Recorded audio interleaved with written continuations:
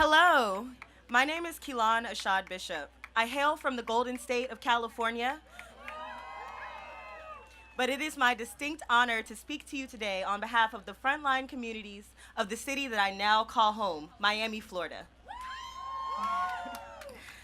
I would like to start by acknowledging New Florida Majority for the opportunity to be here and speak to the amazing grassroots work that they do around climate justice and getting seats for the most vulnerable communities at the tables where resilience planning is conducted. I would also like to acknowledge City of Miami Commissioners Ken Russell and Keon Hardiman for co-sponsoring the resolution that created an advocacy position for low-income communities on the City of Miami Sea Level Rise Committee, which is the seat that I currently occupy. Asset-rich coastal communities like those of Miami, Florida, run the continual risk of prioritizing the protection and construction of resilient infrastructure over the true lifeblood of our cities, and that's resilient people. With the water crisis in Flint, Michigan, Hurricane Katrina in New Orleans, we have proof that when the most vulnerable communities, specifically low-income communities and communities of color, are left out of decision-making processes, they suffer disproportionately from environmental stresses. This is a critical time to learn from the mistakes of the past and include frontline communities in resilience planning for climate change and sea level rise. What does that mean?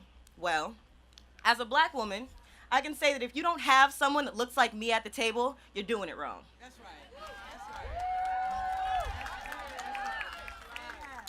If no one on your committee prioritizes people over property, you're doing it wrong. But it's okay, there's always room for improvement. In Miami and beyond, we want assurance from our elected leaders that all communities are being equally considered in all aspects of emergency management and climate resilience planning.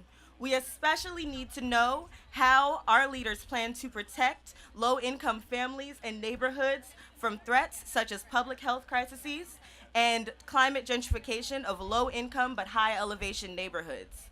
We need not only a seat at the table, but a real voice. We need assurance that we will have fully equipped emergency management centers. We need assurance that our neighborhoods are properly stocked, the hospitals, the grocery stores, the gas stations.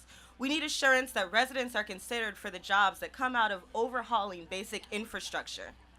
Because of our current administration's gross underestimation of the threat of climate change, it is critical that we continually show, as we will today, that we will not stand by while our planet, our home, is destroyed for profit. It is critical that we ensure an equitable transition to the only way forward, a future of clean and renewable energy. Thank you.